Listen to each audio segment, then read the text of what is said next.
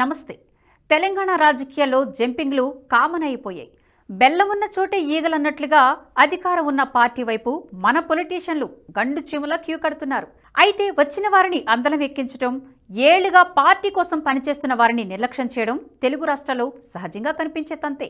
తాజా రాజకీయ పరిణామాలను చూస్తే మాత్రం కాకలు తీరిన రాజకీయ యోధులు సైతం అసలు తెలంగాణలో ఏం జరుగుతోందని ముక్కును వేలేసుకుంటున్నారు. తెలంగాణలో కాంగ్రెస్ పార్టీ అధికారంలోకి వచ్చిన తర్వాత బీఆర్ఎస్ పైనే ఆపరేషన్ ఆకర్షణ మొదలుపెట్టిందనడంలో నో డౌట్. అయితే అక్కడి నుంచి ఇక్కడికి వచ్చిన వారికి ఏం దక్కిందనేదే ఇప్పుడు అంతా మదిలో మెదులుతున్న ప్రశ్న.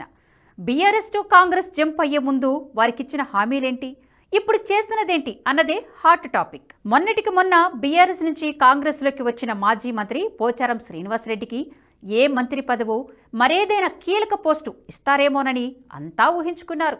నిజానికి పోచారం శ్రీనివాసరెడ్డి ఫాలోవర్లు, కేడర్ కూడా తమ నాయకుడికి కాంగ్రెస్ సర్కార్లో పేరున్న పోస్ట్ ఇస్తారని ప్రచారం కూడా చేసుకున్నారు. కానీ జరిగింది చూస్తే అంతా అవాక్కయ్యే పరిస్థితి. పోచారం శ్రీనివాసరెడ్డిని తెలంగాణ ప్రభుత్వ సలహాదారుడిగా నియమించి క్యాబినెట్ హోదాను కల్పించారు. సీనియర్ లీడర్ పోచారం శ్రీనివాసరెడ్డిని సలహాదారుగా ఎందుకు పరిమితం చేశారనేదే ఇప్పుడు ఆయన అభిమానులను వేధిస్తున్న ప్రశ్న. క్యాబినెట్ హోదా ఇచ్చిన, మంత్రి పదవి ఇస్తే ఆ ఫీలింగే వేరప్ప అంటూ తెగ బాధపడిపోతున్నారట కొందరు అనుచరులు.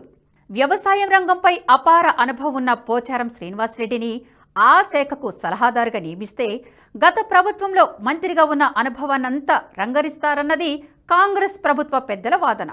ఇక ఇటీవల బీఆర్ఎస్ పార్టీ పదవులన్నింటికీ రాజీనామా చేసి కాంగ్రెస్లో చేరిన కె కేశవరావు కూడా ఇదే పరిస్థితి. బీఆర్ఎస్కు టాటా చెప్పి కూతురుతో సహా కాంగ్రెస్ పార్టీ కండువా కప్పుకున్న కేశవరావును పబ్లిక్ అఫైర్స్ సలహాదారుగా నియమించుకుంది రేవంత్ సర్కార్. ప్రభుత్వానికి ప్రజలకు ఎదురయ్యే ఏ సవాళ్ళైనా ట్యాకిల్ చేసేందుకు కేకే సలహాలు వాడుకుంటారన్నమాట. ఇది చెప్పుకోవడానికి బాగానే ఉన్న రోజువారీ పొలిటికల్ లైఫ్కు అంతగా సూట్ అవ్వదన్న భావనలో కేకే ఉన్నట్లు సమాచారం. ఇక మొన్నటి వరకు రాజ్యసభ సభ్యుడిగా ఉన్న కేశవరావు కాంగ్రెస్ వాళ్లు ఆ హోదాను అలాగే కొనసాగిస్తారని అంతా అనుకున్నారు. తీరా చూస్తే దాన్ని ఉసురుమనిపించారు.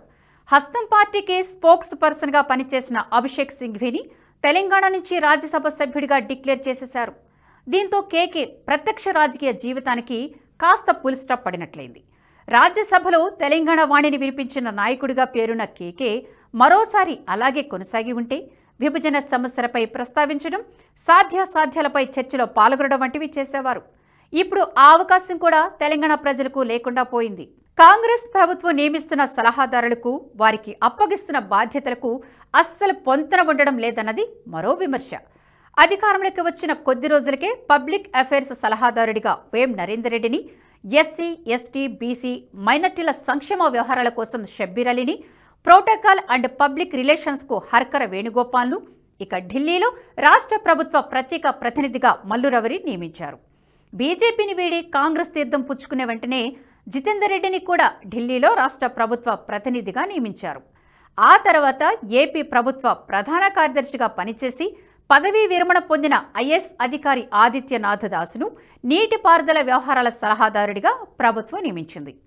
ఆయన ఏపీ నీటిపారుదల శాఖ ప్రిన్సిపల్ సెక్రటరీగా సుదీర్ఘకాలం పనిచేశారు. ఆదిత్యనాథ్ హయాంలోనే తెలంగాణకు దక్కాల్సిన కృష్ణా జలాలను ఆంధ్రకు తరలించుకుపోయారని విమర్శలు వచ్చాయి.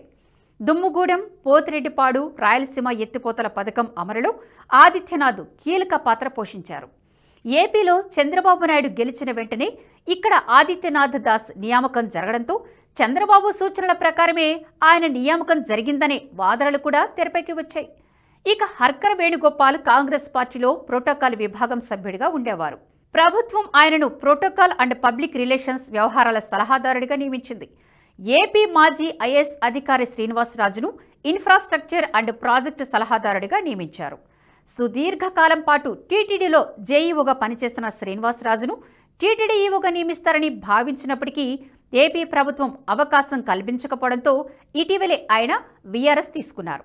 తెలంగాణ ప్రభుత్వం ముందస్తు హామీ ప్రకారమే ఆయన ఇక్కడి నుంచి రిలీవ్ అయి ఏపీకి వెళ్లి వీఆర్ఎస్ తీసుకున్నారనే వాదనలు వినిపిస్తున్నాయి. కొద్దో గొప్ప మార్పులను అటుంచితే కాంగ్రెస్ పాలనంతా బీఆర్ఎస్ను ఫాలో అవుతుందా అన్న అనుమానాలు వ్యక్తమవుతున్నాయి. గత 10 ఏళ్ల పాటు తెలంగాణను పాలించిన బీఆర్ఎస్ సలహాదారుల విషయంలో మాత్రం ఒక పద్ధతిని పాటించింది. ఐఏఎస్, ఐపీఎస్ అధికారులు పదవీ విరమణ ముగియగానే సలహాదారులుగా పెట్టేసింది. సలహాదారులంటే సలహాలిచ్చేవారని అంతా అనుకున్నారు. బీఆర్ఎస్ హయాంలో మాత్రం సలహాదారులంటే సలహాలు ఇవ్వకుండా సైలెంట్గా ఉండడం అన్న ప్రచారాన్ని చెప్పకనే చెప్పేశారు. కాంగ్రెస్ కూడా పక్కా అదే దారిలో నడుస్తోంది. మొదట ఆఫీసర్లను సలహాదారులుగా నియమించుకొని ఆ తర్వాత పొలిటీషియన్లకు ఆ పోస్టులు ఇస్తోంది. బీఆర్ఎస్, కాంగ్రెస్ పార్టీలు వేరైనా సలహాదారుల నియామకంలో పద్ధతి మాత్రం ఒకటే అన్నట్లుగా వ్యవహరిస్తున్నాయి. ఈ వీడియో మీకు నచ్చినట్టయితే లైక్ చేయండి, 10 మందికి షేర్ చేయండి. అలాగే కామెంట్ల రూపంలో మీ అభిప్రాయాలను మాతో పంచుకోండి. Nationalist hub group of channels ను సబ్స్క్రైబ్ చేసుకుని తెలుగునాట జాతీయవాద జర్నలిజాన్ని ప్రోత్సహించండి. ఈ వీడియో కింద ఉన్న బెల్ ఐకాన్ పై క్లిక్ చేయడం మర్చిపోవద్దు.